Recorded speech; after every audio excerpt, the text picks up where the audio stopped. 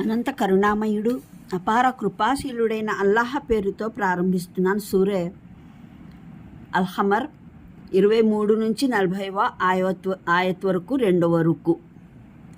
సమూద్ జాతి హెచ్చరికల్ని త్రోసిపుచ్చింది. ఇలా అనసాగారు, మాలోని ఒక్కడే అయినా ఓ మానవుడిని మేము అనుసరించాలా? మేము గనక ఇతన్ని అనుసరించినట్లయితే ఇక మేమే దారి తప్పిపోయామని మా బుద్ధులే భ్రమించాయని అర్థం. మా మధ్య ఏమైనా ఇతను ఒక్కడే ఉన్నాడా ఏమిటి? ఇతనికై దేవుని జ్ఞాపక అవతరించడానికి అదేమీ కాదు. ఇతను పచ్చి అబద్ధాల కోరు. స్వయంగా ఇతనే దుష్టుడు. మేము మా సందేశహరునికి చెప్పాము, రేపే వీరికి తెలిసిపోతుంది ఎవరు పచ్చి అబద్ధాల కోరో, ఎవరు స్వయంగానే పరమదుష్టుడో. మేము ఆడవంటెను వీరి కొరకు పరీక్షా ఉపద్రవం చేసి పంపుతున్నాము. ఇక కాస్త ఓపికతో చూడు, వీరి అంతిమ పరిణామం ఎలా తేలుతుందో. వీరికి గట్టిగా చెప్పివేయి. వీరికి కాస్త ఓపికతో చూడు, వీరి అంతిమ పరిణామం ఎలా తేలుతుందో. వీరికి గట్టిగా చెప్పివేయి. వీరికి ఒంటెకు మధ్యన నీటి పంపకం జరుగుతుందని. ప్రతి ఒక్కరూ తమ వంతునాడు నీటికి రావాలనీను. చివరకు వారు తమ మనిషిని పిలిపించారు. అతను ఈ పనికి సమాయత్తమయ్యాడు. ఒంటెను చంపివేశాడు. మరి చూసుకోండి ఎలా ఉండిందో నా శిక్ష, ఎలా ఉండినవో నా హెచ్చరికలు. మేము వారిపైకి కేవలం ఒక ప్రేలుడు వదిలాము. వారంతా మందలవాణి త్రుక్కేసిన కంచెల మసీనుసైపోయారు. మేము ఈ ఖురాన్ని హితబోధనకు సులువైన సాధనంగా చేసి పెట్టాము. మరి ఎవడైనా ఉన్నాడా హితవు గ్రహించేవాడు? లూత్ జాతి హెచ్చరికల్ని త్రోసిపుచ్చింది. మేము రాళ్లు కురిపించే గాలి దానిపైకి పంపించాము. కేవలం లూత్ అనుయాయులు దాని నుండి సురక్షితులుగా ఉన్నారు. మేము వారిని మా అనుగ్రహంతో రేయి చివరి జామున తప్పించి బయట పడవేశాము. మేము ఈ ప్రతిఫలాన్ని ఇస్తున్నాము కృతజ్ఞుడైన ప్రతి వ్యక్తికి. లూత్ తన జాతి వారిని మా పట్టును గురించి హెచ్చరించాడు. కానీ వారు హెచ్చరికలన్నింటినీ అనుమానాస్పదంగా భావించి మాటల్లో దాటవేస్తూ వచ్చారు. తరువాత వారు అతన్ని తన అతిథుల్ని కాపాడుకోకుండా చేయాలని యత్నించారు. కడకు మేము వారి కళ్ళను కప్పివేశాము. చవి చూడండి నా శిక్ష, నా హెచ్చరికలు రుచిని. తెల్లవారుజామున పెందలకడనే తిరుగులేని యాతనా శిక్ష వారిని పట్టుకుంది. చవి చూడండి నా శిక్షను, నా హెచ్చరికల్ని. మేము ఈ ఖురాన్ని హితబోధనకు సులువైన సాధనంగా చేసి పెట్టాము. ఉన్నాడా ఎవడైనా హితువును గ్రహించేవాడు? 17వ వివరణ.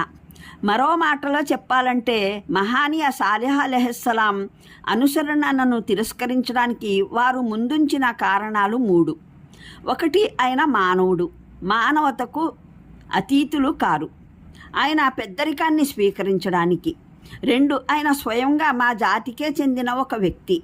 మాకన్నా ఆయనకు ఏదైనా శ్రేష్టత ఉందంటే దానికి కారణమేదీ లేదు.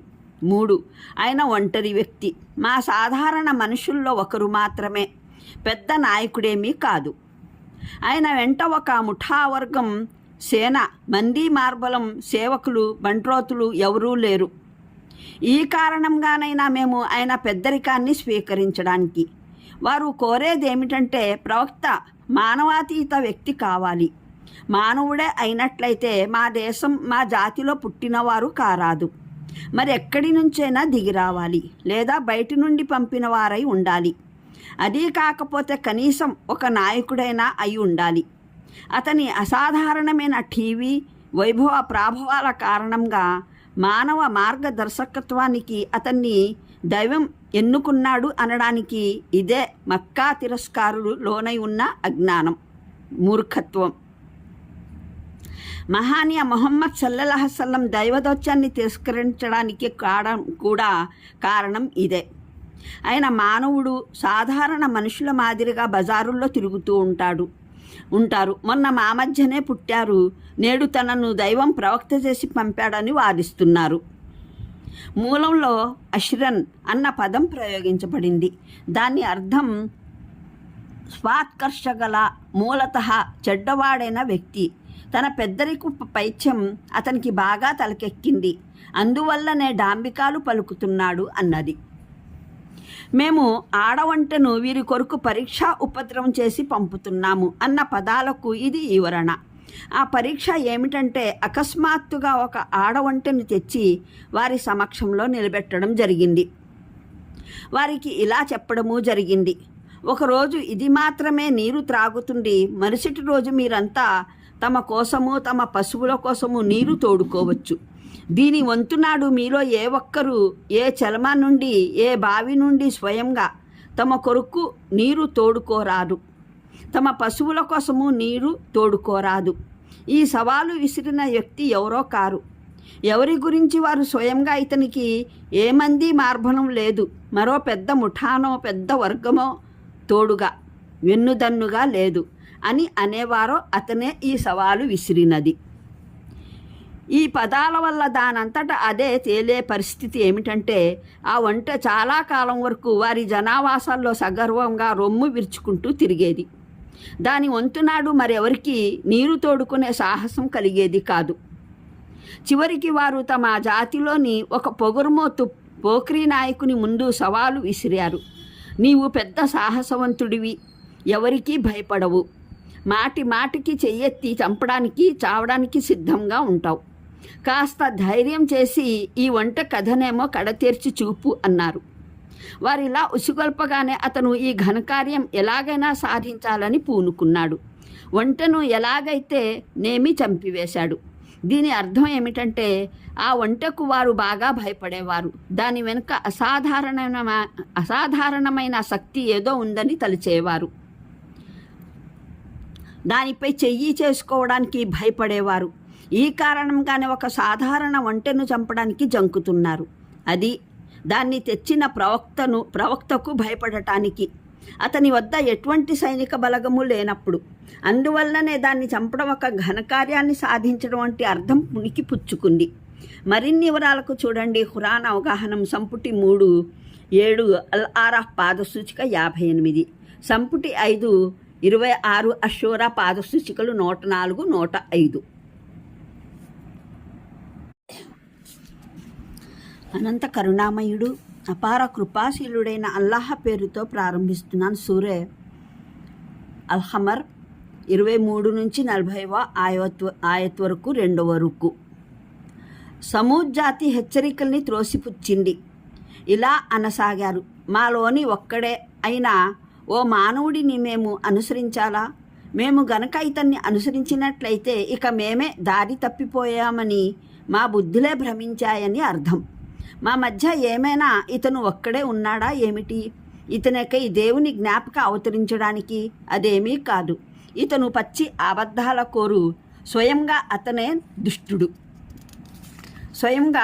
దుష్టుడు. మేము మా సందేశహరునికి చెప్పాము, రేపే వీరికి తెలిసిపోతుంది ఎవరు పచ్చి అబద్ధాల కోరో, ఎవరు స్వయంగానే పరమదుష్టుడో. మేము ఆడవంటను వీరి కొరకు పరీక్షా ఉపద్రవం చేసి పంపుతున్నాము.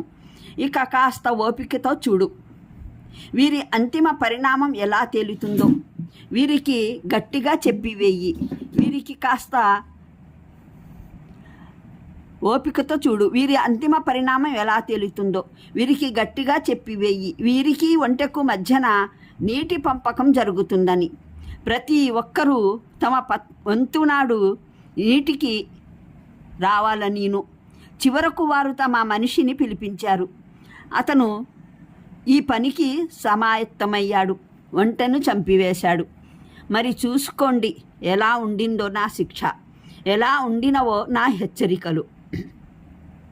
మేము వారి పైకి కేవలం ఒక ప్రేలుడు వదిలాము. వారంతా మందలవాణి త్రుక్కేసిన కంచెల మసీనుసైపోయారు. మేము ఈ ఖురాన్ని హితబోధనకు సులువైన సాధనంగా చేసి పెట్టాము. మరి ఎవడైనా ఉన్నాడా హితవు గ్రహించేవాడు? లూత్ జాతి హెచ్చరికల్ని త్రోసిపుచ్చింది. మేము రాళ్లు కురిపించే గాలి దానిపైకి పంపించాము. కేవలం లూత్ అనుయాయులు దాని నుండి సురక్షితులుగా ఉన్నారు. మేము వారిని మా అనుగ్రహంతో రేయి చివరి జామున తప్పించి బయట పడవేశాము. మేము ఈ ప్రతిఫలాన్ని ఇస్తున్నాము కృతజ్ఞుడైన ప్రతి వ్యక్తికి. లూత్ తన జాతి వారిని మా పట్టును